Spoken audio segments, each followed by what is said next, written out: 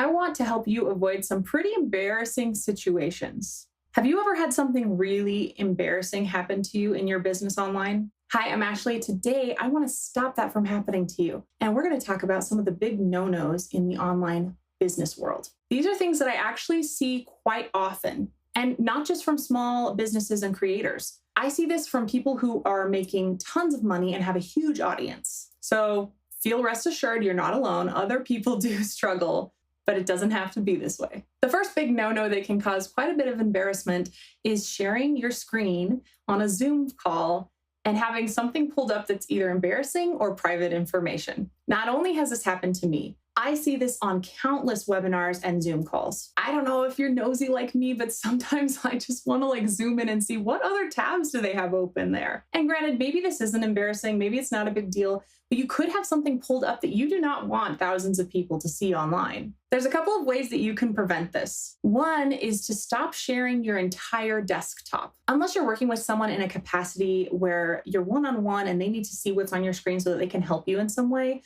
do not share your full desktop. When you go to share screen in Zoom, you'll see a little box pop up and there's a bunch of options. You'll want to pick the one screen that you want to share. The other thing to keep in mind here is that if you do share a Chrome window or another browser window, they will see the whole window, not just the one tab that you're on. So if you have a tab up that's like something completely unrelated to business that could be potentially sensitive, you might want to close those tabs before starting to share your screen. What I typically do, and I've shared this before, I grab the little window and I pull it away, I minimize the rest of them, and I just share the one tab that I want to share. And finally, you can just share a portion of your screen on Zoom. This is something I recommend you set up beforehand, because when you go to start sharing your screen, the first time that you do so, you have to actually set it up and drag it around. So there could be a little clunkiness, and also you could potentially share something you don't want to share as you're attempting to make this window fit the thing that you do want to share. So if you go with that method, make sure to do it beforehand.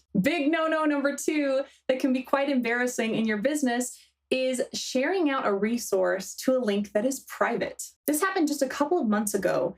I got an email from one of my mentors, and inside was a link that invited everybody on the list to participate in a survey to help with some new product or service that was coming. Well, when I went to go click on the link, I discovered that the form, the Google form, had not been made public, so I couldn't share anything. It was a private link. You might also find this happens among team members or as you're sharing Google documents especially, where someone sends you a link and you go to it and you cannot access it. This has happened to me too. There is a share setting in the upper right corner that you will want to make it visible to everybody, assuming you want everybody to have access to it. I mean, that's the reason why they have the privacy controls, right? It makes me feel good to know that the things I want private will stay private, but darn, they make it difficult to share things. If you're sharing to a more elite or small group, you can do so by using the share button and inviting each person by email before you send the link out. This is also true for private Vimeo videos. You want to make sure you have the right link and that you test it before you send it out, which leads us to the next no-no. No-no number 3 that could cause you a lot of embarrassment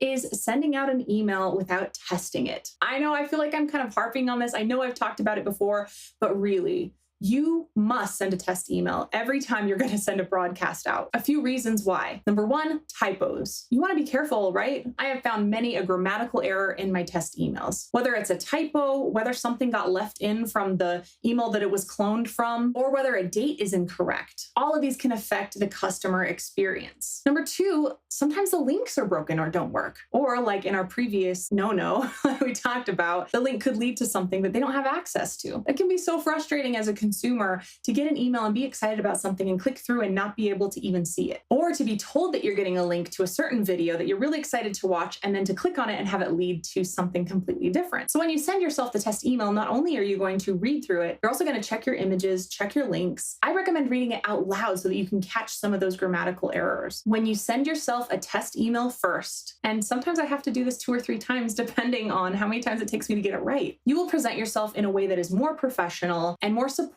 and thoughtful of your consumer. Remember, this is all about creating like a nice, smooth, beautiful experience for either your ideal client or a current client that you have. On to the 4th big no-no in online business that could potentially cause you some embarrassment, and that is to go on social media and ask everyone a question that you could have just Googled. Yes, Google it. This seems so obvious to me, but I cannot tell you how many times people have messaged me or posted online a question that they could have very easily just gone on Google and asked. Now, I understand if you're trying to get some personal input on this, you're trying to get resources, you're trying to get reviews, you're trying to get referrals, or you want some input, some feedback from people.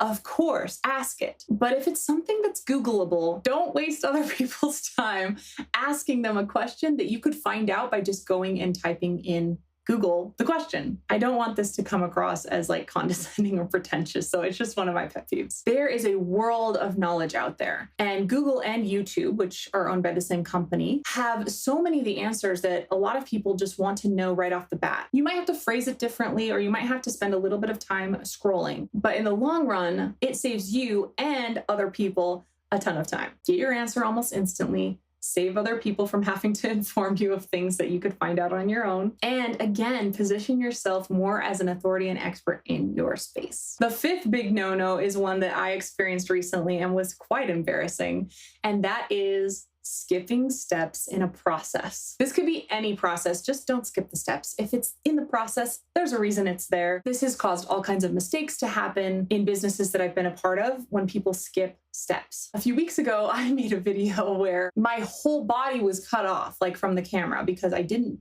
do one of the steps, which is to test and check and make sure that I'm in frame and everything looks good, because I was in a hurry. One of my dear friends shared this term with me. I'm not sure if she's the one who coined it, but it's slow down to speed up. The consequences of skipping one of those steps is most likely going to take you way more time to correct than it would have to just do the step in the first place. Which one of these no-nos is your biggest pet peeve? Which one did I miss? Put it in the comment section below. Do you want to see another one of these videos? I feel like I could make another one of these with even more embarrassing things that you can avoid. So let me know in the comment section below. Until next time, you've got this.